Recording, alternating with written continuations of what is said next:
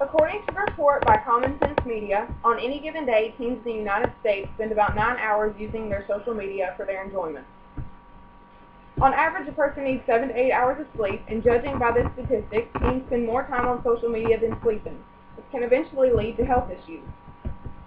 This also says a lot about how much social media and our cell phones control so much of our lives. So much so that schools want to incorporate cell phones and social media as a learning tool into the classroom. This year, Maury County Public Schools have allowed cell phones in the classroom due to the new director, Dr. Christopher Marzak, and the overwhelming growth of technology. The point of this is to incorporate phones in an educational way and for them to be used as another source for students to learn. But is it enhancing the learning in the classroom or prohibiting it? As a parent, think about how much time your teen spends on their cell phone whenever they are at home. Now think, what if they are sitting in a classroom at school spending their time on social media instead of learning? When I was in high school, we were not allowed to have our phones out at any time. But of course, as teens, we still tried to text and get away with it. But most students didn't because they know they would get their phone taken away. With that being said, it was easier to pay attention in school because I knew I couldn't look at my phone. Since students have been allowed to have their cell phones out at any time, it's becoming a problem inside the classroom with students not paying attention, and in turn it's threatening their education. The technology is never going to stop growing, and students will become even more distracted in the classroom. So to solve this, teachers need to learn how to get students to use their phones as a tool for education rather than a tool for communication. With this in mind, let's first talk about the problems caused by cell phones in the classroom. Merriam-Webster's dictionary states that an addiction is a strong and harmful need to regularly have something or do something. Teens today are very much so addicted to their cell phones and their social media accounts. Even for me, as I sat down to begin writing out my ideas for my speech, I kept finding myself getting distracted, and when I felt like I couldn't get my thoughts together, I would pick up my phone and start scrolling to release some stress. Once I put my phone down, it was much easier for me to concentrate.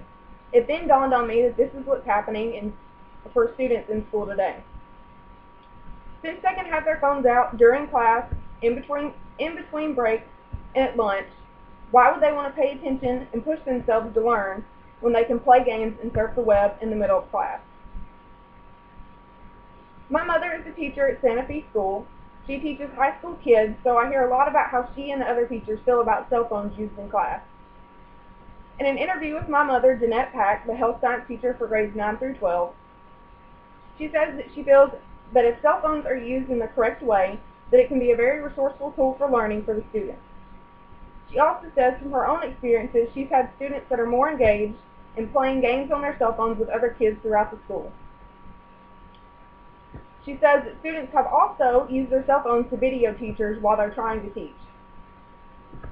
According to the statistics portal, Snapchat is the #1 used social media app today. I graduated in 2014, so I know most of the students that are still in school and are friends with them on social media.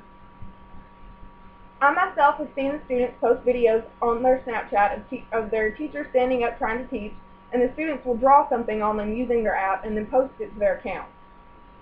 This is just one example of how cell phones have interfered with the students' education.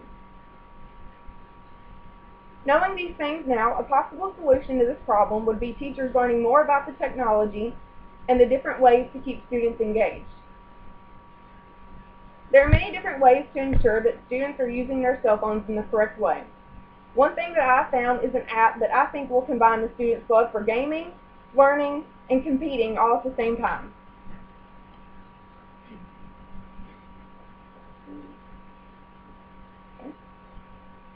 Okay, the rest of the app? Yep. The rest of it? Okay. Excellent. All right. This app is called Classcraft.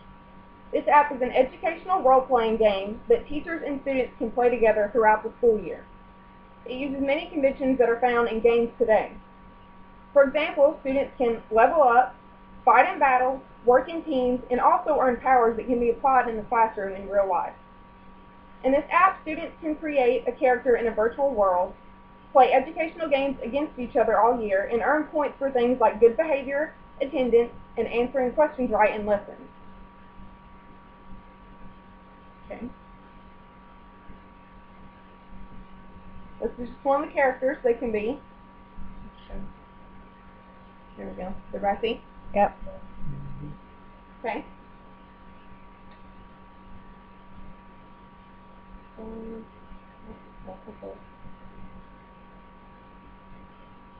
The teacher can use the app to make a lesson so the students can follow along with them on their smartphones while the virtual game runs in the background. When the lesson is done, the students can put what they've learned to use. The teacher also has the ability to customize everything within the app. They can set what powers and rewards the students can receive.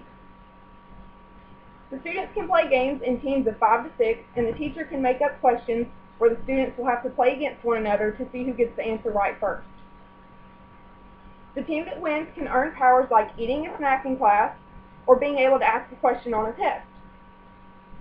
This can encourage students who might not socialize with people around them very well, or students who feel like they are alone or left out, to work with others as a team to win. This can also create relationships outside the classroom. In my opinion, this is the best solution to keep students engaged. Many online games like this can become addicting, so if a teacher can get a student to be addicted to an educational game, it would show them that their phones can be used as a huge learning tool for them, and that it would get them more excited about school. After discussing these issues with cell phone usage in schools and offering a solution for it, I hope that teachers and students will be more intrigued and want to learn more about this app. If teachers can find a fun way that gets students to be engaged and aren't using their phones just to communicate, but show them that they're also used as a tool to educate, then students will become more active and engaged in school. If you are someone, especially a student, that is addicted to your phone, you know that it has already placed your camera, your calendar, and also your alarm clock. Don't let it replace your education too. Oh yeah.